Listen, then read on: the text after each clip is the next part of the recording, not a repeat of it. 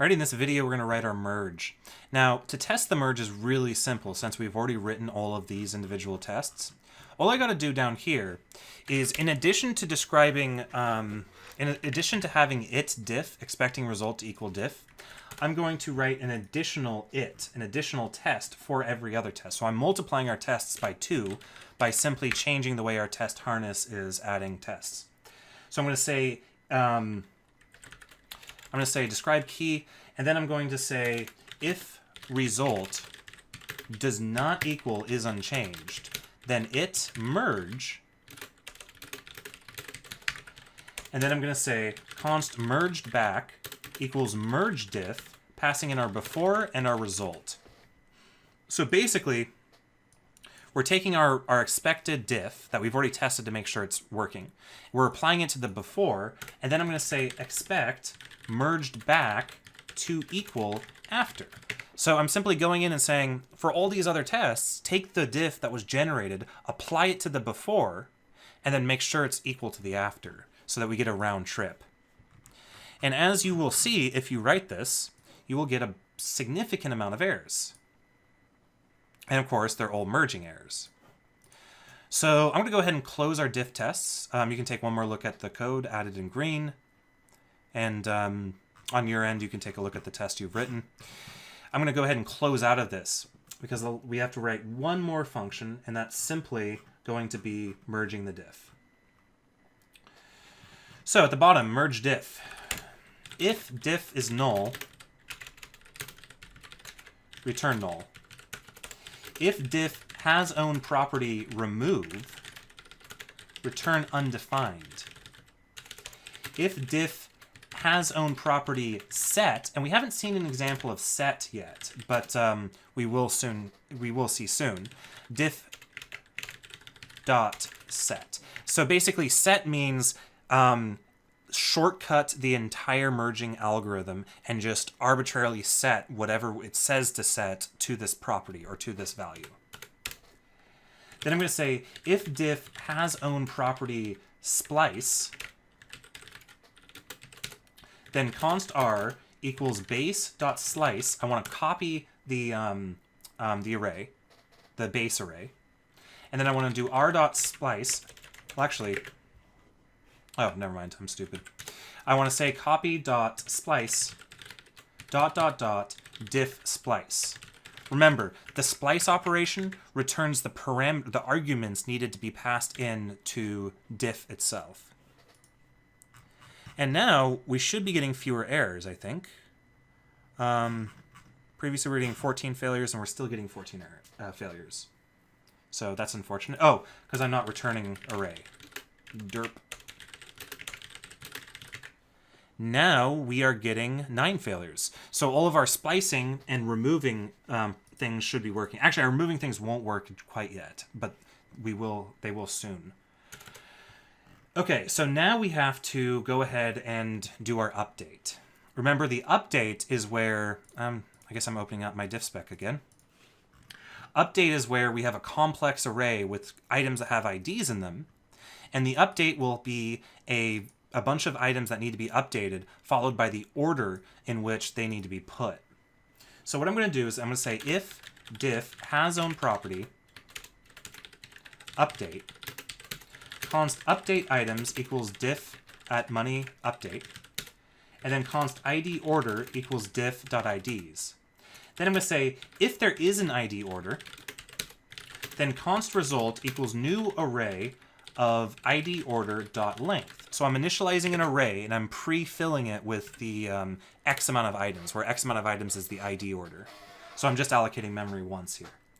Then I'm going to say const old items equals not base question mark, come on, stop that memes, question mark empty object.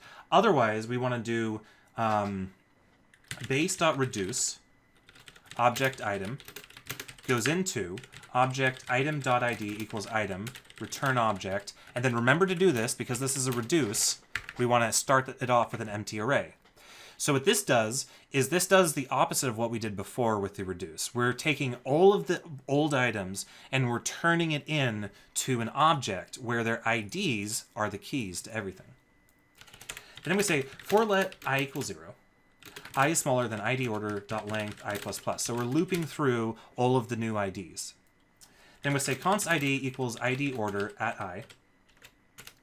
If not, update items has own property id, then result at I equals old items at id, continue. So what this says is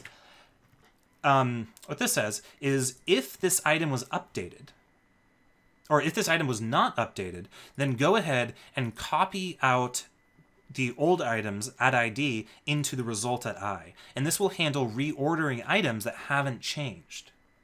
Just their order has. Then I'm going to say const new item equals merge diff at old items id and update items at id. Then new item.id equals id because the id property is chopped off.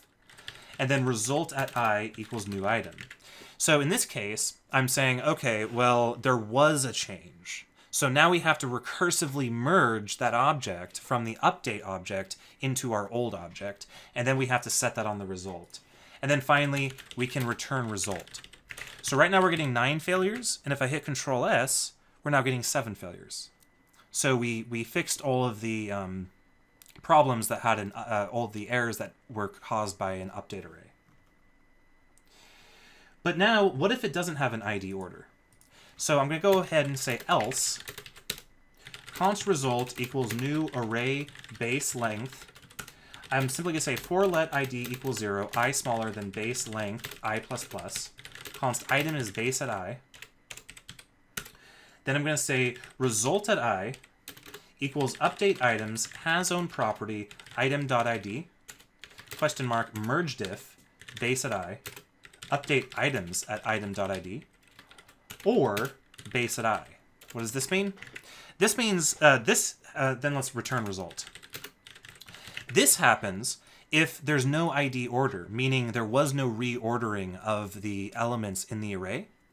So all we have to do is construct a new array, loop through the old items, and then check to see if any of those items were updated. If they were, merge them. If they weren't, just return the old item. And that's it. So now let's hop down out of this has own property update, and let's do objects. Well, let me scroll through this method real fast. I know I'm being very, very as quick as I can here with this particular thing because it's very ancillary. But it's also very cool, very fun stuff, in my opinion. I'm sure a lot of you just copied and pasted the diff and merge code out of the repository, but that's fine. Then I'm going to say if lodash.isArray diff, then return diff. So if it's just an array just sitting there, then just return it. That means it needs to be replaced. It needs to replace whatever was there previously. Or maybe the previous value was null and the new item is an array. So then we just return the diff.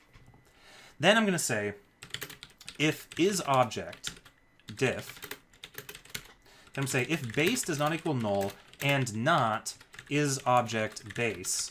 And I'm going to basically copy and paste that same error that I had before. Just paste that guy down here. You can't change the type of value at location. I have a location here, right? Yes, I do. And then I'm going to say if not base, return diff. So if the base is null, then just replace it with whatever value came from the diff. Then const copy. We're going to go ahead and copy the base object into a new object. And then we're going to say for let key in diff. If not, diff has own property key, continue. Const value is diff at key.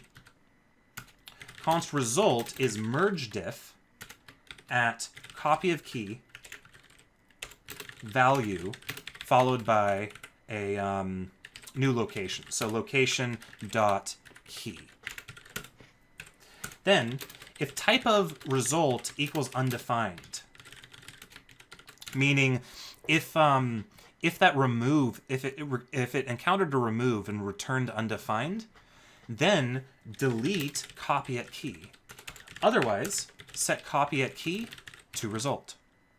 So this is just really straightforward. And then all we have to do here is simply return copy. And so what this is doing is it's just recursively looping over the object hierarchy and merging the diff on every matching key. That's it. Now there's one last thing we have to do. We've managed to do splicing, we managed to do updating, and we managed to do objects, but we haven't done scalars yet. How do we merge a scalar? It's probably the most difficult one. It's actually just return diff. If you made it all the way down here, if it didn't have if it's not an object that has a money remove, a money set, a money splice, or a money update, if it's not an array, and if it's not an object, that means it's a number or a string. And in that case, just return the diff. Just replace whatever old value was there with the new value. And by doing that,